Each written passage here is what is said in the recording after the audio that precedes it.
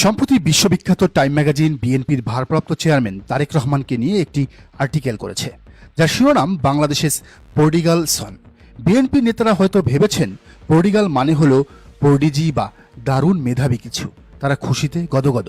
কিন্তু হায়, ডিকশনারি খুললে দেখা যায় পর্ডিগাল সন অর্থ হচ্ছে বেপরোয়া অর্থ ব্যয়কারী পুত্র, বা যে ছেলে বাপের সম্পদ উড়িয়ে নিঃস্ব হয়ে দেশে ফিরে আসে। বিশ্ব মিডিয়া তাকে হিরো বানায়নি, বরং তাকে এমন এক পুত্র হিসেবে চিত্রিত করেছে যে তার দলের এবং দেশের সম্পদ নষ্ট করেছে। শুধু শিরোনাম নয়, আর্টিকেলের ভেতরে তাকে সরাসরি খাম্বা তারেক বলে সম্বোধন করা হয়েছে। একটি আন্তর্জাতিক ম্যাগাজিন যখন একজন নেতাকে তার দেশের স্ট্রিট স্ল্যাং বা গালি দিয়ে পরিচয় করিয়ে দেয়, তখন বুঝতে হবে তার সম্মান আন্তর্জাতিকভাবে কোথায় গিয়ে ঠেকেছে, কতটা তলানিতে গিয়ে ঠেকেছে। তারেক রহমানকে বিদেশিরা কেন ট্রাস্ট করে না, বিশ্বাস করে না? কারণ তারা হাওয়া ভবন ভোলেনি। তারা জানে এই সেই লোক যে ক্ষমতার প্যারালাল সরকার চালিয়েছিল। মা ছিল সরকার প্রধান আর তিনি ছিলেন দেশ প্রধান।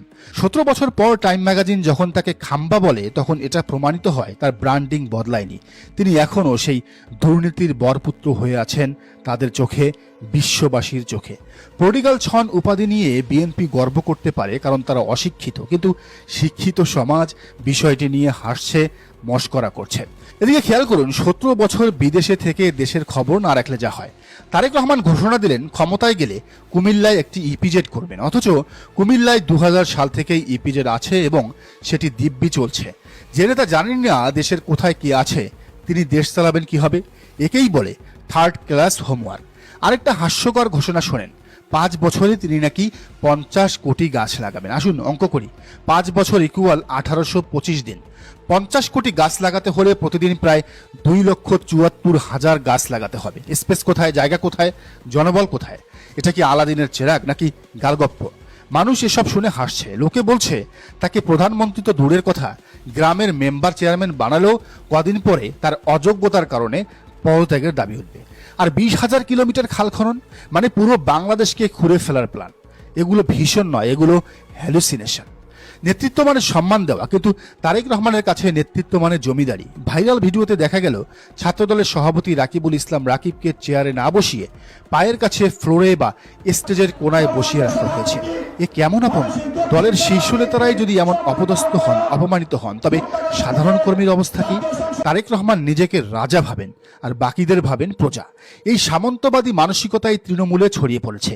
তারেকের উগ্র বয়ান এবং গুপ্তসুপ্ত তথ্যের কারণে কর্মীরা হিংস্র হয়ে উঠছে, মাস্তান গুন্ডা হয়ে উঠছে। শেরপুরে জামায়াত নেতা রেজাউল করিমকে খুন তার জ্বলন্ত প্রমাণ। পরিসংখ্যান বলছে গত 1.5 বছরে বিএনপির নেতাকর্মীরা 228 জনকে খুন করেছে। এখনো ক্ষমতায় আসেনি, তাতেই এই অবস্থা। ক্ষমতায় আসলে এরা হাজার হাজার মানুষ হত্যা করবে, চাঁদাবাজি, রাহাজানি, ছিনতাইয়ের রাজত্ব কায়েম করবে। তারেক রহমান এমন এক রাজত্ব বানাতে চান যেখানে তিনি হবেন রাজা আর জনগণ হবে বলির পাঠা।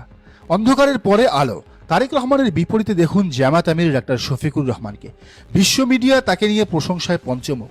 আল জাজিরায় তার সাক্ষাৎকার দেখে সবাই মুগ্ধ। কি সাবলীল কথাবার্তা, কি ভীষণ। তাকে বলা হচ্ছে প্রমাইজিং লিডার বা সম্ভাবনাময় নেতা। কোনো গালিগালাজ নেই, কোনো খাম্বা উপাধি নেই, আছে শুধু রেসপেক্ট, ভালোবাসা। তিনি মানুষকে ভুয়া লোভ দেখান না। বিএনপি বলছে ফ্যামিলি কার্ড দিবে, যা আসলে ভিক্ষাবৃত্তি। আর ডাক্তার শফিক বলছেন আমরা মা বোনদের কর্মসংস্থানের ব্যবস্থা করব, যুবকদের হাতে কাজ দিব। এমনকি তিনি চাঁদাবাজদেরও পুনর্বাসনের কথা বলেছেন। কেমন মহানুভবতা থাকলে একজন নেতা অপরাধীদেরও ভালো হওয়ার সুযোগ দিতে চান। তিনি দুর্নীতির বিরুদ্ধে জেহাদ ঘোষণা করেছেন। নিজের দলের নেতাকর্মীদের সবসময় শান্ত ও সুশৃঙ্খল থাকতে বলেছেন। উগ্রতা নয়, ভদ্রতাই তার শক্তি। খেয়াল করুন, একপাশে ননসেন্স কথাবার্তা বলা তারেক রহমান, যিনি জানেন না কুমিল্লায় ইপিজেড আছে। অন্য পাশে সেন্সিবল ডাক্তার শফিকুর রহমান, যিনি জাতির পাঁচ বোঝেন।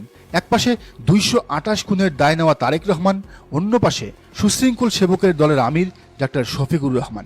তারেক রহমানের গুপ্ত ন্যারেটিভ তার দলকে সন্ত্রাসী বানাচ্ছে, আর শফিকুর রহমানের ক্ষমা ও সংস্কার ন্যারেটিভ তার দলকে জনপ্রিয় করছে। বাংলাদেশ আর কোনো পলিটিক্যাল সন বা অপব্যয়কারী পুত্রের হাতে দেশ তুলে দেবে না। বাংলাদেশ চায় শফিকুর রহমানের মতো প্রমাইজিং লিডার। টাইম ম্যাগাজিন সত্যটা বলে দিয়েছে, এখন সিদ্ধান্ত নেওয়ার পালা জনগণের। তবে জনগণ যে সিদ্ধান্ত নেবেন সেখানেও হস্তক্ষেপ করছে তারেক রহমানের দল বিএনপি। যখন প্রতিপক্ষকে যুক্তিতে হারানো যায় না, তখন তার বিরুদ্ধে কুচ্ছারাটাও। বিএনপির অবস্থা এখন ঠিক তাই। মাঠে তারা জামায়াতের জনস্রোত দেখে দিশেহারা, হামলা করেও নারীদের দমাতে পারেনি। তাই এখন তারা বেছে নিয়েছে তাদের সবচেয়ে পুরনো এবং প্রিয় অস্ত্র, গুজব। আর দুঃখজনকভাবে দেশের তথাকথিত মূলধারার কিছু গণমাধ্যম এই মিথ্যা প্রচারে তাদের পার্টনার হিসেবে কাজ করছে। বিএনপি অপকর্ম করছে, খুন করছে, সেগুলো মিডিয়ার চোখে পড়ছে না। কিন্তু বিএনপি যখন কোনো মিথ্যা গল্প ফাঁদে, মিডিয়া সেটা যাচাই না করেই ব্রেকিং নিউজ দেয়। এ পর্বে আমরা বিএনপির এমন 3টি জঘন্য মিথ্যাচার নাটক এক্সপোজ করব, যা শুনলে আপনি বুঝতে পারবেন এই দলটির রাজনীতি কতটা নিচু স্তরে নেমে গেছে। গতকাল সোশ্যাল মিডিয়ায় তোলপাড়। মেহেরপুর জেলা বিএনপির সাংগঠনিক সম্পাদক রোমানা আহমেদ এবং মহিলা দল নেত্রী সাবিহা সুলতানা আহত। বিএনপির পেজগুলো চিৎকার করে প্রচার করলো জামাতি সন্ত্রাসীরা অতর্কিত হামলা চালিয়েছে। মানুষ ধিক্কার দেওয়া শুরু করলো। কিন্তু সত্যটা কি? সত্যটা হলো এটা কোনো হামলাই ছিল না। নির্বাচনী প্রচার প্রচারণা শেষে ফেরার পথে তারা সড়ক দুর্ঘটনার শিকার হয়েছিলেন এবং কুকুরের কামড় খেয়েছিলেন। স্বয়ং বিএনপি নেত্রী রোমানা আহমেদ ফেসবুকে পোস্ট দিয়ে বিষয়টি নিশ্চিত করেছেন। তিনি বলেছেন, না, জামাত আমাদের উপর হামলা করেনি। চিন্তা করুন, নিজেদের নেত্রীর অ্যাক্সিডেন্টকেও, কুত্তার কামড়কেও তারা রাজনৈতিক পণ্য বানিয়ে ফেলল।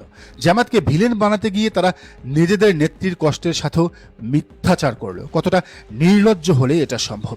শেরপুরের ঘটনা তো অস্কার পাওয়ার যোগ্য। জামাত নেতা রেজাউল করিমকে মারার পর নিজেদের দোষ ঢাকতে বিএনপি প্রচার চালালো জামাত আমাদের কর্মী সাইফুলকে খুন করেছে। কান্নাকাটি, আহাজারি। কিন্তু কিছুক্ষণ পরেই সেই মৃত সাইফুল ফেসবুকে লাইভে এসে বলল, ভাই আমি তো বাইচা আছি।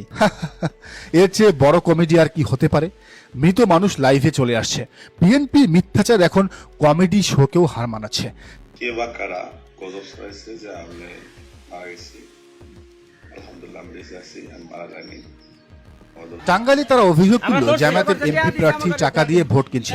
ভিডিও ভাইরাল করলো, কিন্তু ইনভেস্টিগেশনে দেখা গেল ভিডিওতে যে টাকা দিচ্ছে সে আসলে স্থানীয় ছাত্রদল নেতা। মানে নিজেদের লোক দিয়ে টাকা বিলি করিয়ে নাম দিল জামাতের। একেই বলে চোর পালায় বুদ্ধি বাড়ে। কিন্তু বিএনপির বুদ্ধি যে হাঁটুতে, সেটা আবার প্রমাণ হলো। আপনারা হয়তো ভাবছেন, এত বড় একটা দল কেন এমন চাইল্ডিশ বা শিশুসুলভ মিথ্যাচার করে? উত্তরটা খুবই সোজা, মাথা যেমন লেজও তেমন। বিএনপির শীর্ষ নেতা তারেক রহমানের শিক্ষাগত যোগ্যতা নিয়ে জনমনে প্রশ্ন আছে। প্রশ্ন থাকার সুযোগ নেই, কারণ এটা হলফ নামে উল্লেখ আছে যে তিনি ইন্টার পাস। একজন অশিক্ষিত বা অর্ধশিক্ষিত নেতা যখন দল চালায়, যখন দলের হাল ধরে, তখন সেই দলের স্ট্র্যাটেজি হয় গুজব, মিথ্যা আর নাটক। ওনার কথাবার্তা, বডি ল্যাঙ্গুয়েজ এবং সিদ্ধান্তগুলো দেখলেই বোঝা যায় এটা কোনো শিক্ষিত বা ভিশনারি নেতার কাজ নয়। এটা হলো রাস্তার মোড়ের ছাপড়ি পলিটিক্স। যেহেতু তাদের কাছে কোনো ডেভেলপমেন্ট প্ল্যান নেই, কোনো ভিশন নেই, তাই তারা বসে বসে স্ক্রিপ্ট লেখে কেমনে অ্যাক্সিডেন্টকে হামলা আর জীবিতকে মৃত বানানো যায়। নির্বাচন যত ঘনিয়ে আসবে, এই নাটকবাজি, বিএনপির এই গুজববাজি তত বাড়বে। জামাতকে এখন ডিফেন্সিভ হলে চলবে না। তাদের উচিত এখনই শক্তিশালী মিডিয়া নেটওয়ার্ক এবং ফ্যাক্ট চেকার টিম নিয়োগ দেওয়া। বিএনপি একটা গুজব ছড়াবে, 10 মিনিটের মধ্যে জামাতকে সেটার প্রমাণ সহ জবাব দিতে হবে। মেইন স্ট্রিম মিডিয়ার উপর ভরসা করে থাকলেও হবে না জামাত, কারণ তারা এখন বিকৃত মাল। আজকের এই বিশ্লেষণের মূল কথা, বিএনপি প্রমাণ করেছে তারা দেউলিয়া। তারা লাঠি দিয়ে পারল না, এখন মিথ্যা দিয়ে চেষ্টা করছে। কিন্তু ডিজিটাল যুগে মিথ্যা বেশিক্ষণ টেকে না। রোমানা আহমেদ আর সাইফুলরাই বিএনপির মুখোশ খুলে দিয়েছে। জামাত নেতাকর্মীদের বলছি, ক্যামেরা রেডি রাখুন, সত্য রেকর্ড করুন। আর জনগণকে বলছি, গুজবে কান দেবেন না। দর্শক, আপনি কি মনে করেন? জানান মন্তব্যের ঘরে।